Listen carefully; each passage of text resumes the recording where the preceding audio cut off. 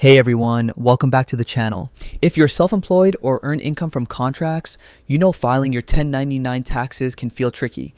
But don't worry, I'm going to show you a simple, step-by-step way to file your 1099 taxes using TurboTax in 2025. By the end of this video, you'll know exactly how to get it done. Quick, accurate, and stress-free. Let's dive in. Access TurboTax. First, head over to the official TurboTax website. Make sure you're on the official site for security and the latest features. If you don't already have an account, go ahead and create one. If you do, just sign in.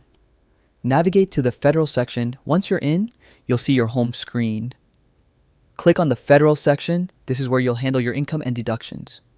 And go to wages and income. Next, look for wages and income. This section lets you input all your earnings, including any 1099 forms you received. Search for 1099 forms. TurboTax makes this easy. Use the search bar and type in 1099.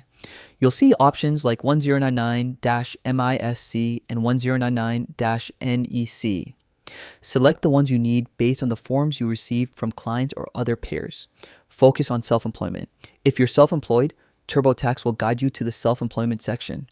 This is key because it helps you enter your income and track deductible expenses to maximize your tax savings. Start the guided entry click.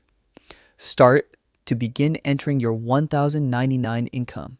TurboTax walks you step by step. Just fill in the amounts from your forms and any related business expenses. It's designed to be straightforward so you won't miss anything important. Once all your 1099 information is entered, TurboTax will review everything for errors or missing information. Take a quick look, then submit your federal return. And just like that, your 1099 taxes are filed. And that's it. Filing your 1099 taxes on TurboTax doesn't have to be complicated. With this guide, you can do it confidently, maximize deductions, and avoid headaches. If you found this helpful, hit that like button, subscribe, and leave a comment if you have any questions. Thanks for watching, and see you in the next tutorial.